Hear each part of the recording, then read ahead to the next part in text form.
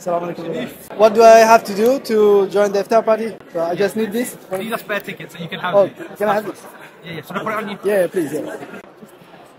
So why do you have the ticket system today? We used to do it outside, Yeah. and outside we would get 2,000 people. So it used to be 2,000 people. Yeah, before? outside.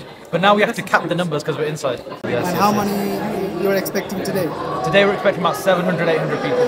বন্ধুরা আজকে expect করতেছে 700 লোক হবে এখানে। তো আপনারা চিন্তা করতেছেন যে বার্মিংহাম ইউনিভার্সিটির ইফতার বলে কথা, এখানে 700 লোক একসাথে ইফতার করবে।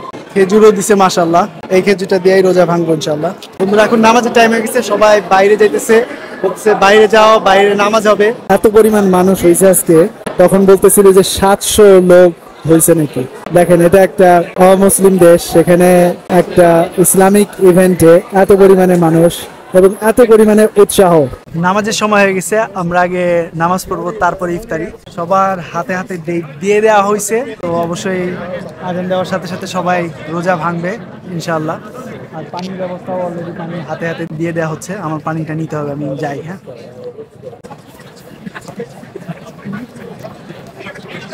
الله الله السلام عليكم ورحمة الله السلام عليكم ورحمة الله বন্ধুরা নামাজ শেষ, এখন লাইন ধরতে হবে।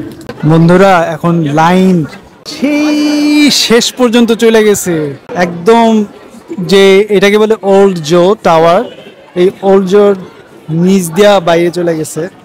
বন্ধুরা দেখা হলো একজন বাঙালি ভাইয়ের সাথে। আসসালামু আলাইকুম। নাম কি? আমার নাম জাওয়াদ। জাওয়াদ, জি। কি সাবজেক্ট স্টাডি করছেন? Masters in business analytics. তো মাস্টার্স ইন বিজনেস অ্যানালিটিক্স। তো রোজা কেমন গেল?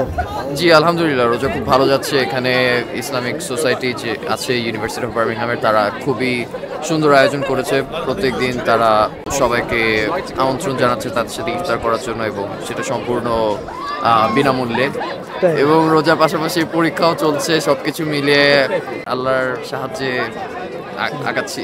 তো রোজা রাখতে কি সমস্যা হয়েছে, নাকি রোজা রাখার কারণে মনে হচ্ছে পরীক্ষা আরো ভালো হয়েছে? না, মনে হচ্ছে রোজা রাখার কারণে আসলে ভিতরে যে শান্তিটা, সেই প্রশান্তি থেকে হ্যাঁ মানে সবসময় এনার্জি থাকে।